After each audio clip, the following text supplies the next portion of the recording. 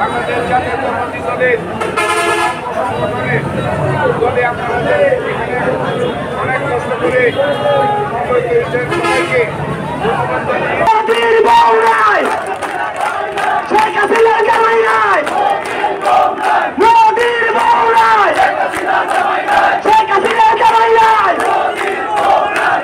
সবাইকে হাসি আমরা নেত্রীকে মুক্ত দেখতে পেরেছি।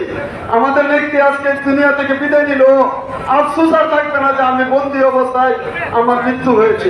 এটাই আমাদের সর্বোচ্চ পাওয়া। আমরা আমাদের নেত্রীর জন্য দোয়া করব। আগামীকাল উপস্থিত রয়েছেন, সবাই চেষ্টা করবেন নেত্রীর জন্মদিন উপলক্ষে আপনারা এই দোয়া মাহফিলে আজকে আমরা সবাই এখানে যারা মঞ্চে আছি, সামনে আছেন, সবাই সম্মিলিতভাবে সুন্দর সুস্থভাবে আমরা একটা মিছিল করব। এই মিছিলে আপনারা সবাই অংশগ্রহণ করার জন্য আমি তাদের রক্তের ঋণ আমরা কোনদিন শোধ করতে পারবো না।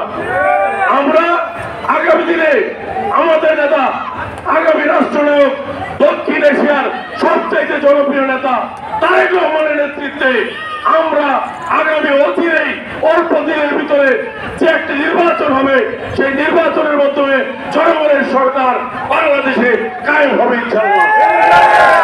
আমাদেরকে সুশৃঙ্খল থাকতে হবে, ধৈর্য থাকতে হবে। ইতিমধ্যেই কিন্তু বাংলাদেশের বিভিন্ন জায়গায় অনেক অপ্রীতিকর ঘটনা ঘটেছে। ইনশাআল্লাহ আমাদের কটিয়াদীরে কিন্তু সেই অবস্থা নেই। আমাদের কটিয়াদীরের সর্বস্তরের জাতীয়তাবাদী দলের নেতৃবৃন্দ কিন্তু আমাদের যারা প্রতিপক্ষ কিংবা সংখ্যালঘু যাদেরকে বলা হয়, আমরা কিন্তু সবার জানমালের নিরাপত্তা নিশ্চিত করেছি।